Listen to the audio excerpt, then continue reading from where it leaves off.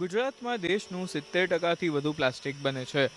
Plastic ઉત્પાદનો બનાવતી ઘણી નાની ફેક્ટરીઓ યુદ્ધને કારણે બંધ થઈ ગઈ છે. તેનું કારણ આયાતી કાચો માલ છે.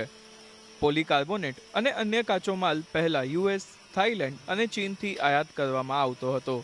યુદ્ધ પહેલા તેની કિંમત પ્રતિ કિલોગ્રામ 160 રૂપિયા હતી, જે હવે વધીને 290 રૂપિયા થઈ ગઈ છે. વધુમાં પીપી, એચબી અને પીએસ જેવા પોલિમર કાચા માલ પણ આયાત કરવામાં આવે છે, જેની કિંમતોમાં પણ 50થી 75%નો વધારો થયો છે. આ જ કારણ છે કે નાના કારખાનાઓને બંધ કરવાની ફરજ પડી છે. યુદ્ધની આ પરિસ્થિતિમાં ઊંચો ભાવ પરવડતો નથી અને ન તો કોઈ વેપારીઓ તેમની પાસે ખરીદી કરી રહ્યા છે. આને કારણ છે કે અત્યારે દાણામાં ભાવ વધી ગયો છે, એટલે મશીનો બંધ પડ્યા છે. કારીગર હતા બધા એ ગુજરાત નહીં થયા, કોઈ એમપી નહીં થયા, રાજસ્થાન નહીં થયા, એટલે એને ગામ મોકલી દીધા છે 2-3 જણને તો. ને અત્યારે 2 જણ છે, આમાં આ એક મશીન ચાલે છે એ બંધ થઈ જાય. 3 મશીન છે, આમાંથી 2 તો બંધ દેશે 7-8 દિવસથી.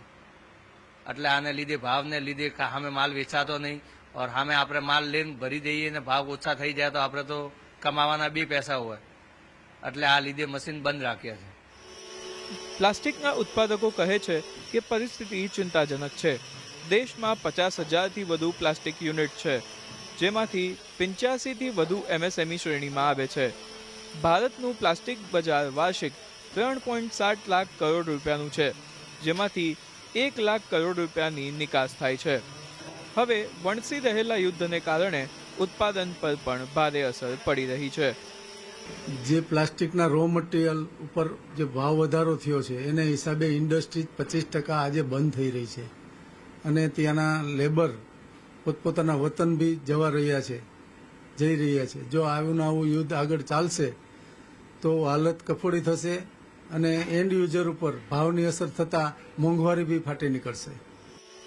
એક તરફ યુદ્ધની પરિસ્થિતિને લઈને ચિંતા વધી રહી છે, તો બીજી તરફ દેશમાં આશરે 55થી 60 લાખ લોકોની આજીવિકા આ નાની પ્લાસ્ટિક ફેક્ટરીઓ પર નિર્ભર છે. મશીનના પૈડાઓ થંભી જવાથી હજારો કારીગર છે બેકાર થઈ ગયા છે અને રો મટીરિયલનો ભાવ જો આ જ રીતે વધશે તો આગળ આની અસર એન્ડ યુઝર ઉપર ભાવ વધારાના રૂપમાં થઈ શકે તેમ છે. કેતન જોશી, અમદાવાદ.